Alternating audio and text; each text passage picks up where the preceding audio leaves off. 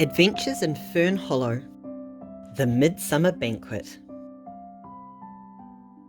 In a few days it would be time for the Midsummer Banquet to be held at Trundleberry Manor.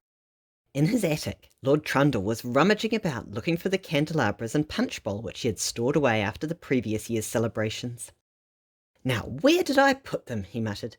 "Perhaps they're in this chest."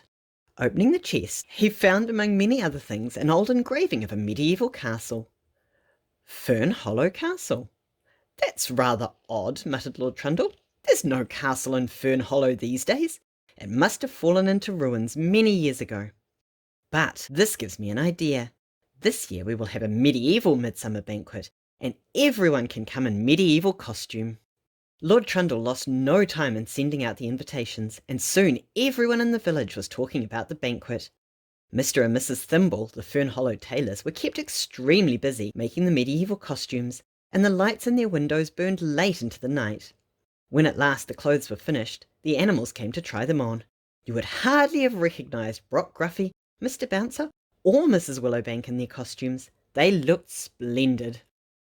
The morning before the banquet, Lord Trundle decided that he would visit Mr. Crackleberry, who would be doing the catering. He was driving along in his car when a thick mist came down. Unable to see where he was going, and still thinking that he was on the road, he drove down a narrow track into Windy Wood. After some time the track petered out, and Lord Trundle's car got stuck in the mud.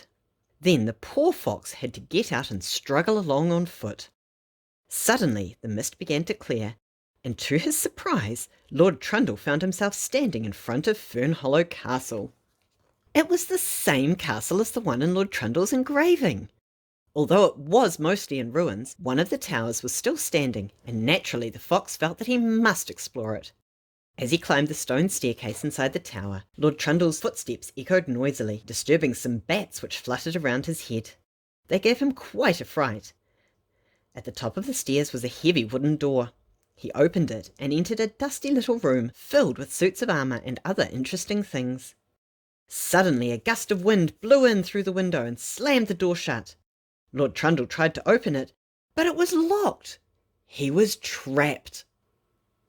As soon as it was realised that Lord Trundle was missing, PC Hoppet organised a search party to find him. The clever policeman quickly deduced what had happened, and the search party followed the tracks of Lord Trundle's car into Windy Wood. When at last they arrived at the castle, they found the fox waving from the castle window and shouting for help.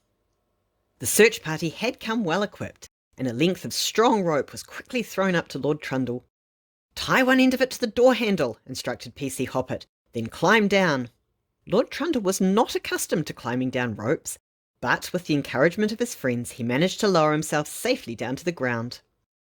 When he had recovered from his ordeal, he announced that he had had a brilliant idea. "Let's hold the Midsummer Banquet here at the castle," he said. "It's the perfect place." A great deal of work was put into the preparations for the banquet.